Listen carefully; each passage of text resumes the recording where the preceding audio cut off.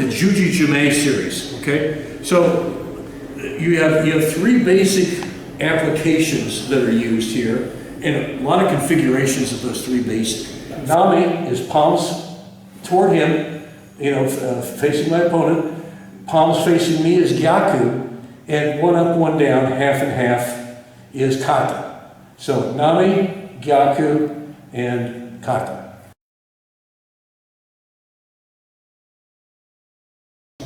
Juji Jime means cross choke, cross strangle, and I'm crossing my arms. That's what I'm doing. That's the designation. All right, so the first one is Nami Juji Jime, and the second one is Gyaku, reverse direction, palms are facing me, and the third one is Kata, which means palm up, palm down.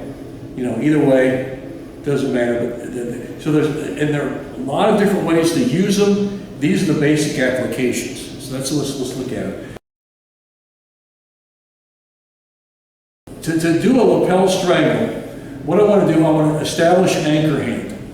So when I'm fighting here off the back, and we'll talk about using it here, I'm not terribly flat on my back, I'm on my flank a bit. So I'm on my left side here, and I pull down my left hand on his lapel. And I make it like a rope, okay? So you see it like a rope, like that. And I get up there as tight as I can, and I establish, without pulling his hair, I establish my anchor.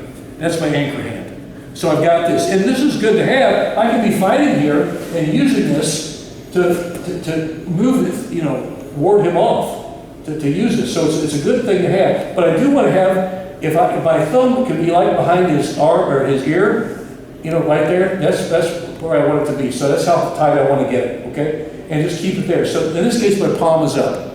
My palm could be down, but I prefer my palm up in this case. Now, your actual choking hand, the attacking hand, I like to call it, is going to go under your anchor arm. So my anchor is here. Don't come across the top. What you want to do, you want to go under here, like this. So, because you'll strangle them better. And again, it's a blood choke. It's working you off the carotids here. Okay, I'm not really disturbing the trachea at all. So here it is here, and I go right to here, and I catch this. Now I'm using the Gyaku configuration because that's my personal preference. You will develop a personal preference. You may go half and half, doesn't matter. But I like the palms up in this case.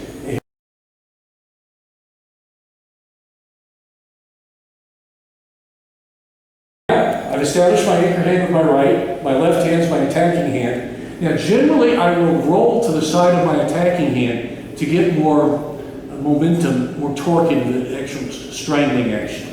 So when I got here, I'm going to roll to my right, and I'm going to tighten the choke here like this. And I'm going to pull them into me. Do not push away. A lot of people think they have to cross and somehow push away somehow. That's not correct. That's not good technical stuff.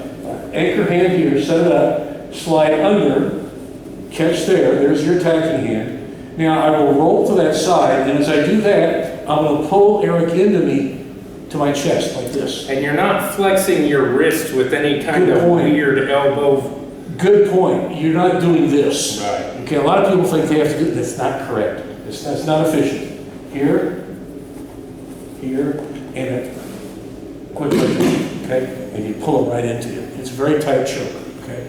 Again, a lot of configurations of how to do this, but that's the basic application of a Juji Jime. Again, cross strangle. Juji is to cross. Jime is actually it's like a pincer movement. It's like a squeezing together is what it means. We interpret it as to strangle, but it actually means to squeeze together. And it very well is a good description of what we're doing here in these Juji Jime. We're squeezing them together. So again, pull here, rope, very important. Set it up there. Now I've got a good handle, that lapel, they're right there like that. Catch under. And again, if I just do it here, it might work, but I know it'll work better if I roll to my attacking hand, if I can roll that side a bit and pull them in, really good with that, and you get it.